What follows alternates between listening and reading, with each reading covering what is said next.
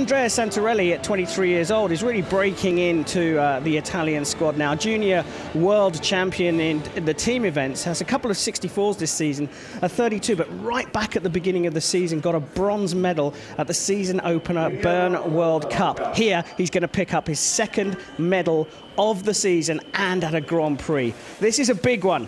This is one of the big 3 ranking tournaments of the year. We've already had the Doha Grand Prix back in December. This is the second one. One more to come in Bogota a little bit later on this season. So if you are new to épée and fencing in general, all the weapons, there's 3, foil, épée and sabre. They are all a combination of very, very sharp footwork. The crucial thing in the footwork is to be able to change direction quickly and then have an explosive attack. The second thing is that the hand movement, so you've got to have a very accurate sword hand and you've got to be able to pick your moment to go. Now, épée is pretty simple to understand. It's the easiest of the weapons to understand because épée is the first one to hit. There are no weapon, it's not a weapon of convention like foil and sabre where you have to have the right, it has to be your turn to attack. The whole body's target, you've got to hit with the tip of the sword, and it's the only weapon where both fencers can hit at the same time, and that's called a double. Now, because your strategy is about making sure you hit without getting hit, it tends to be a little bit cagey at the start, and the athletes will feel each other out. They'll find their way into the match. Of course, these two will know each other, and they would have watched each other all day today. So, have a good idea, and of course the coaches are out there scouting the fencers and looking around to see who's doing what and how well they are doing. But it's all well and good that I tell you these things, but how about we introduce my guest for this evening, and the 2011 world champion and an Italian, so I'm guessing he's going to have a little bit of a bias in this fight. Yeah. Paolo Pizzo, congratulations. I'm sorry that you are here because it means you're out of the tournament. But Me too. Hi Karim, hi everybody. It's great to have you here. Now you're going out live on the FI Facebook channel, so we've got all your Italian fans will be watching. We're also on the Olympic channel as well, so okay. No swearing today. Yeah, be sure. Okay. Listen, it's so interesting for me. I was going to say, what do you feel in this fight? Obviously, you're backing your teammate, but you know Jun as well. Yes, this is a future champion against one champion, because the Korean guy is a bronze medal, you know, at London 2012. And Andrea Santarelli was the reserve of the Italy team in the last Olympic Games, so it was the 4th guy, and he competed in the team competition so well with the silver medal for us. And he's a great talent. This guy knows so well how to win some competition in under 20, and now he's growing up in the senior category. And he's a young lad, and like I say, breaking into the Italian squad is no mean feat. You're quite a strong unit across all the weapons. Yeah, we have a great tradition in our country, you know. So this is a great opponent for me, and I have to support him. It's not easy for me. Absolutely, and you talk about the great tradition. Of course, Italian fencing it's massive in Italy. You're all superstars. Everybody knows you. You're like the David Beckham in Great Britain of the Italian sport. But the Koreans are pretty handy as well. A couple of winners here this season. Park Sang-young won the Buenos Aires World Cup. Kweon Jung-young won the first Grand Prix in Doha, and Park Kyung-do, who we're seeing later on, he also won the Heidenheim World Cup. I mean, they're good this season. They got a great way to work, and they live together in a camp. And this is like a military way to work, and it's not easy for Italian way because we are more creative. And they work every day together, and this is a great team. They support everybody, and it's a new nation, not new this time. What's a new nation? Now they are everywhere in the final. They kind of sort of developed from Beijing having the Olympics in 2008, and by the time we came to London, I think they were second in the medal table to you guys, isn't it? Is that not true? Yeah. It's amazing, and they kind of broken down the sport, taken all the elements, and then rebuilt it in their own image, because they are slightly different. They introduced the video in their daily work, so they studied the First Nation in every weapons, and they learn from every strong teams how to touch, how to win, and now this is one of the best teams. Well, here it's Jung who's just taken a very slender lead, but Paolo, maybe it's easier for you to explain to our viewers. In matches of this nature, this importance, even if you know each other really well, you still tend to feel each other out, find out what you're doing that day, is that right? Yes. They knew so well, but in every second everything can change in the highest level of épée. In every moment you have to teach something from the other opponent. So this match is so close, and everything can change until the end. Me too. Today I was losing 14-10, and I overcome 14, and I lose immediately. So everything can change. And now Young seems to be in the right way to win. But everything can change. I know so well Andrea Santarelli. He's so fast and a talent hand. He can hidden the hand and a really light hand. So.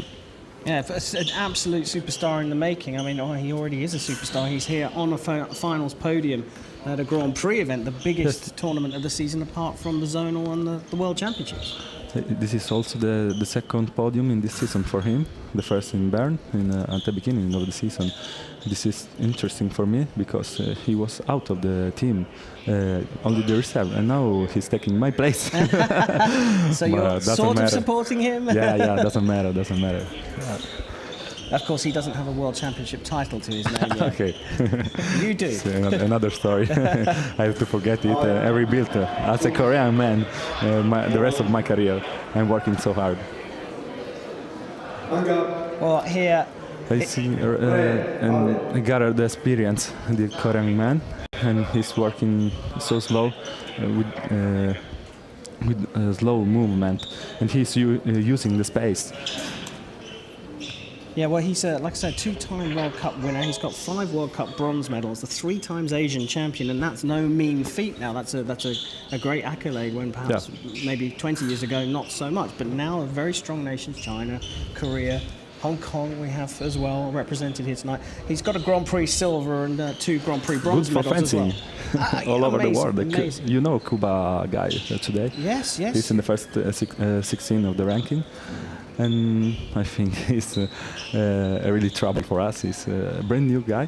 We didn't know him before this season. And he made the second place at the last competition in Vancouver.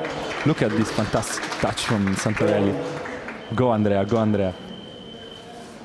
So Santarelli trying to peg his way back into this very early still in the match. We have 3 3-minute periods in knockout fencing, and they're in the second period. Those periods are broken up by 1 minute of rest, and they're quite important, those minute breaks, because not only are you trying to recover physically, but you get to talk to your coach as well and look at tactics, yeah? But I am working about my breathing, and during that minute I work and I listen to my coach, so everything can change during that minute. And now Santarelli is trying to push, trying to put pressure on the other guy, but this is Jung is strong in defense, so this is no good for an Italian guy.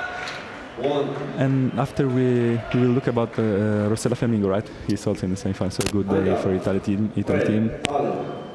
Yeah, she's... It's sad for me to see them from here. But, of course, I completely understand. But I think the fencing fans will love the fact that you are here and talking us through Thank you, Karim. Your weapon. It's amazing, though. You know, fencing is my life, it's my passion. I'm doing my best also now with you. And you're doing a very good job.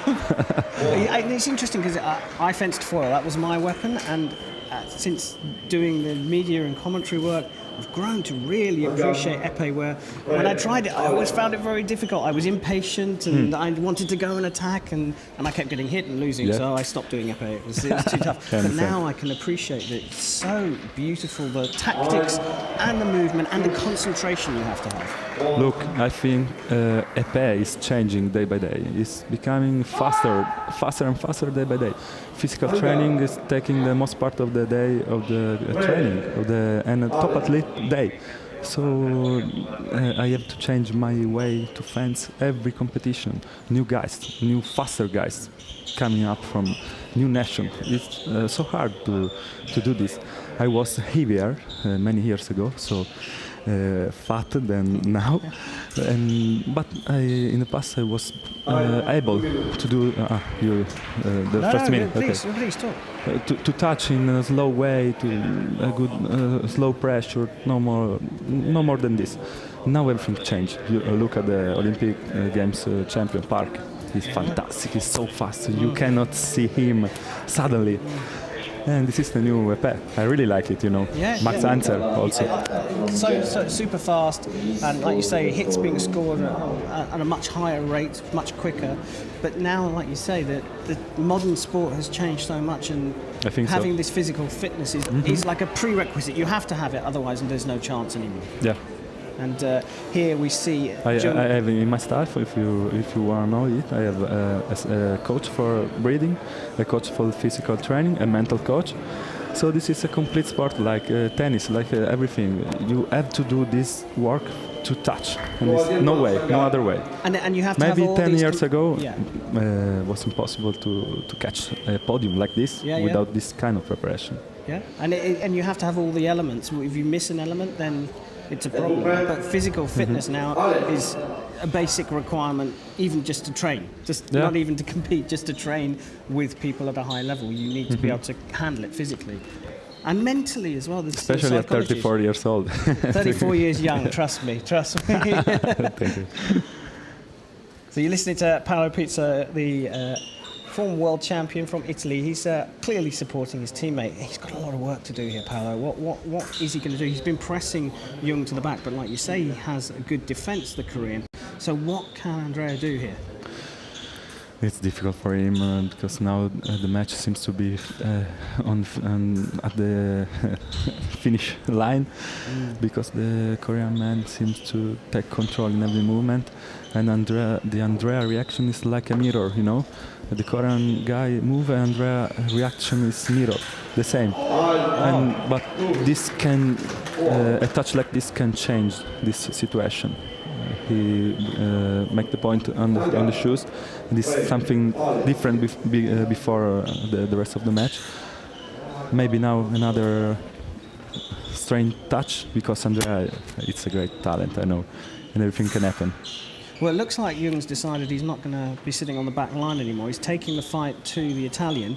He's pressed him down the piece. Kind of the first time in the match that we've seen that, apart from right at the beginning. Is this trying to just kill time, maybe? Yeah, maybe. And now happened. He's killing time, and he knows how to change this situation during the match. He's a top-level athlete, Jung. He can change his way to fence. Well, we've had 3 different winners from Korea so far this season, and it's looking like Jung is going to have the chance to make it a 4th one. He's leading 13-8 in the final leg here. Perhaps a little bit of showboating. And the right-handed pommeler from Korea. This kind of fight right now, the Korean man feel the victory in the end, and he tried something more, maybe too much right now. Look, the next touch will be in defense, I think. Yeah, maybe trying a little bit of showboating there, Korean, to get it over the line. But we need the show. We need the show. Yes, absolutely need the entertainment. But he's definitely got to make sure that he gets these last 2 touches. We saw at the Olympic Games someone being so far ahead in the gold medal match, and I mean heartbreaking for the Hungarian to lose that one from 14-11. I remember. This was my dream, the Olympic Games. How can I tell to you? everybody. I'm still dreaming. I have not to think I'm a silver medal because I forget to fight. If I think I feel myself like a silver medal, the Olympic Games was my dream. Now I have this medal at home, so it's unbelievable. Yeah. It's amazing watching you guys going around the circuit, but the Olympics is something special. Yeah. It's something very special. But this is a special tournament here, the second Grand Prix of the season for the Epest, and now it looks like Jung is going to proceed through to the gold medal match, and great result for Andrea, 23 years old. Yeah. This is the right way to groove in the career. Podium, next time final. Well, it is Jung Jin-sun who has made it through. He's crushed the Italians' dreams, but he is a young man and has plenty of time on his hands. But we will see the Korean come back a little bit later on.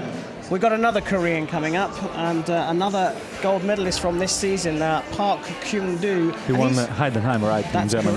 That's correct. He won Heidenheim, and he is going up against Kazuyasu Minobe, the world number 9, who's also having a good season. He's ranked pretty in the top highly. 16, right? Yeah, absolutely. He's ranked number 9 in the world. Yeah.